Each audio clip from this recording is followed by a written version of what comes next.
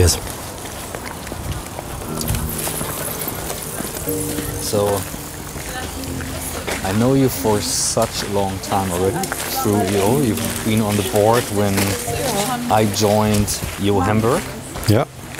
You've been an entrepreneur for a very long time, having your own restaurant chain, making the best pizza in Hamburg. You're running a hotel in Belgium. Yeah. And you just pumped the room with all the learnings from, it felt like the past years and your experience and stuff like that. But no numbers, no entrepreneurship stuff, just like how do you get to yourself, how to grow the mind, how to become more focused, but also like find your purpose in your own stuff. Yeah. So why is that journey so important to you? Well, I'll answer it first, and then I'll answer the question first, and then I'll explain the journey. I think the answer to it is that leadership, in any respect, begins, to my idea, with yourself. So if I'm not good with myself, I'm not going to be a good leader to the people I lead, to the family I lead, to whatever I do in life, to the sports club I work in, just in my free time, or the other community work I do. So that's the very simple answer to it. And I actually understood that answer a few years ago, but it was a very cruel process for me, because like 8 years ago, or nine years ago, I think it was now, I met our common monk friend, Dandapani. Oh, yeah. And at the time I had I had read a book which was Napoleon Hill's book, Think and Get Rich, and I had seen and you read that book and you go through it, and then you make your ticks and you say, okay, all the stuff that's written in there, okay, I can do that, I can do that. And when it came to believe, I wasn't sure. Then it was, and then there was a documentary coming out on a youth idol of mine, which was Ayrton Senna, and he explains in that documentary that the last lap he did before he became world champion the first time, God was driving with him. So I thought, well, you got a belief problem, mate, and then I meet the monk. And I said, you're the monk, I got a belief problem, you're my solution. And so we chatted for a few minutes, and Dandapani said to me, well, I don't think you have a mind problem, you have a belief problem, I think you have a mind problem. And I said, okay, well, that was probably the only thing I thought that was working pretty well in me. And he said, okay, do me a favor. We knew that we would see each other 3 months later here in Hamburg. And so he said, do me a favor, for the next 3 months, you give me 60 seconds of your daily life, and you concentrate during those 60 seconds on one single thing. And I started that exercise. I thought it was a piece of cake, and for me it wasn't a piece of cake, because I was in my early 40s and I had to learn that I had an attention span of about 20 seconds. And so that was very, very cruel to me. And so then I thought, well, the monk can say a lot of things, and I started to get into it, and I started researching, and then the subject became bigger and bigger, and we came up. You get to peak performance theories, and and today I'm even way further, because I'll be kind of ending up in something that I'm trying to sort of scientifically proved now, which is coherence, because I think that is going to be the key to peak performance. If you elaborate on coherence. Well, I think it's we have to design a, originally we had the peak performance pyramid with, your physical, emotional, mental, and spiritual abilities, and I think all that is, very much interacts, and it'll only work out if you see it as a holistic model. And a holistic model can only work if it is coherent. And this is what I'm working on now. So I started writing my book. I had about 50% ready. I'm going to rewrite it now. And I know two other people doing that at the moment. But it's a process, and I just love doing it. If you look in the times when you on growing the business, and it always feels like we're super busy, we have a lot of meetings, we do stuff, we meet many people see my videos on the podcast and think, oh, you have such a great day, you meet so many people all day long, but still there are days when you feel completely alone. There's no one else, there's no connection. Yeah, but oftentimes it's like that. In my sort of first professional life, I used to be an investment banker. So, you meet people at the airport and everybody say, well, you're an investment banker, and that's bloody cool. Well, I can tell you one thing, there is nothing cool about investment banking at 3 o'clock in the morning when you sit in the office alone with an Excel model which has 80 pages. Everybody looks at a Formula One driver and says, you got a very, very cool life, mate. I'm into this, so I know the life these people lead. You're coaching drivers.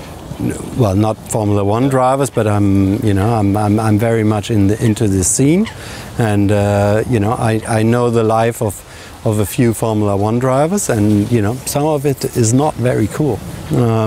So it's always like that. So I can understand what people say to you, and I know how you feel about it right away. But it's at the same time, if you do what you want to do, then it's much easier because you have a lot of spiritual energy you can put to it. There's driving you without that you think about it. But what you're saying is that you can build that to find that driver. Well, I think we ought to do what we are, because I just explained that it's the sequence is be, do, and have, and it's not the other way around. Have, do, be. When people say, if I had a lot of money, I would buy all my friends a handbag, and then I would be very happy. That way around it doesn't work. It only works like I am. That's because I do certain things, and this is because that's why I have something. I have recognition, or I might even have money, but it's because I am. How would you this sounds so simple, this I am, and just be and not play the role. I mean, everyone, especially entrepreneurs, and I know that from my early days of being an entrepreneur, I thought I'm the entrepreneur who needs an investor to grow a company, to sell a company, and then do the next thing. When I realized I'm not the best entrepreneur when it comes to investment, I'm probably not the best leader on the planet. I'm more creative than I ever thought. That's what I really want to do.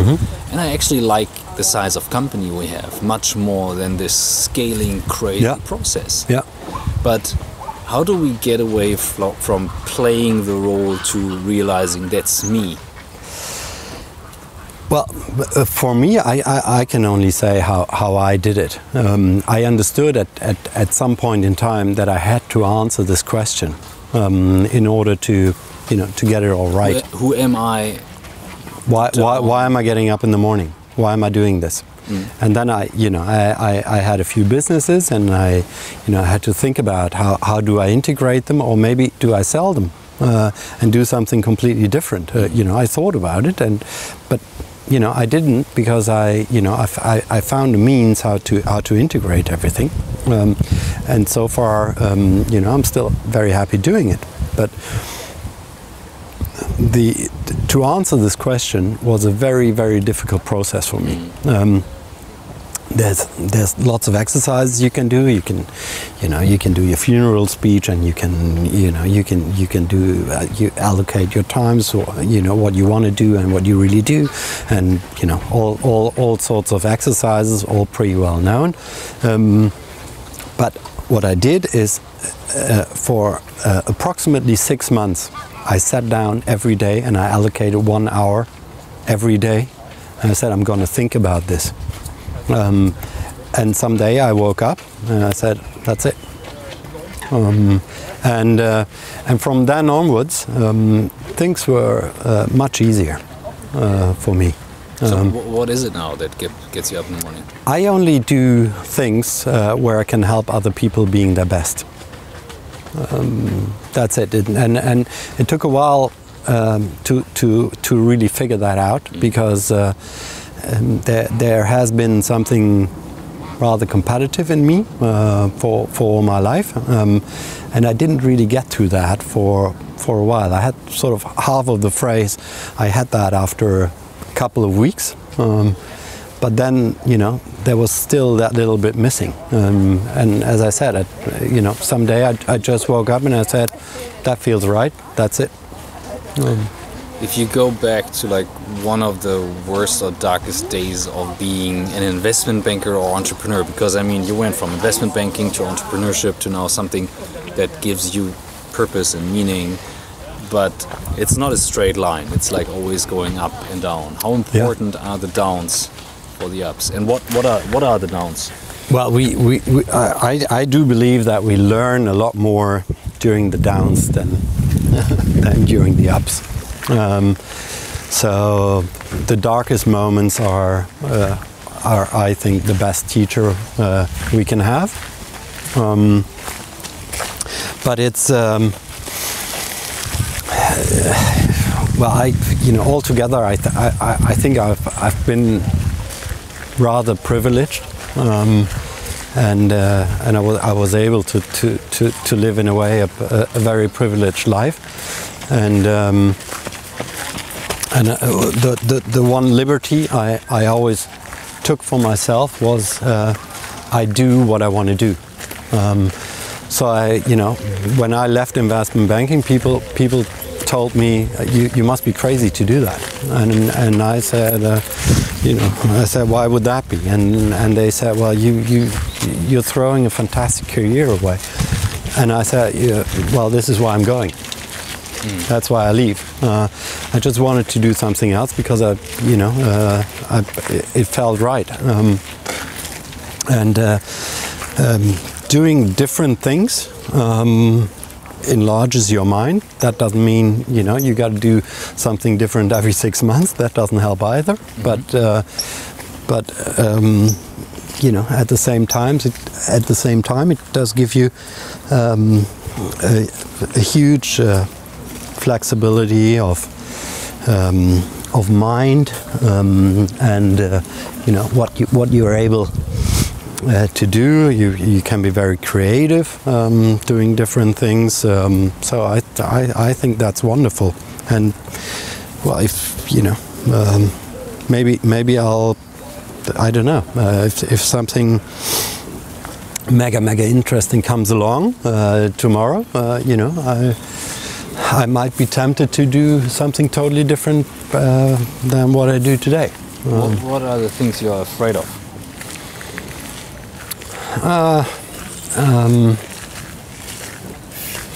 I think I would be afraid of losing my liberty. That is something I always had, and that I wouldn't really want to lose.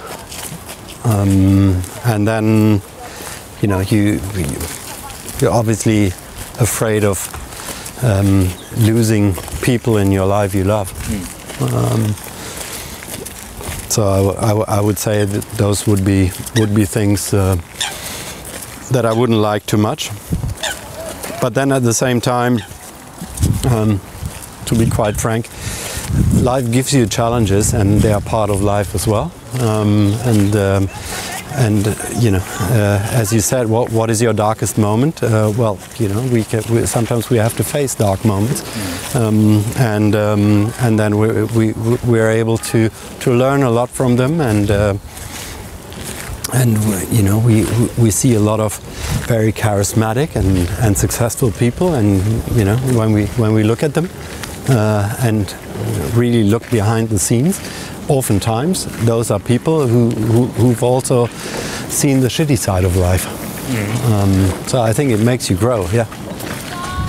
And you talked about these like 21 days that you need to change stuff and like build a routine, and I was thinking like, yeah, that's easy. And then I thought like, no, it's actually not. I actually have a hard time even do it for 7 days. So. Well, I can tell you one thing. This is my lifesaver, that I'm very, very good at routines, at rituals. I'm super at that because and hardly anyone would believe me. I'm really not very disciplined. You know, I wasn't a very good pupil in school. In fact, I was a disaster, to be honest. But building routines gave me the ability to distribute my willpower in a very, very efficient way.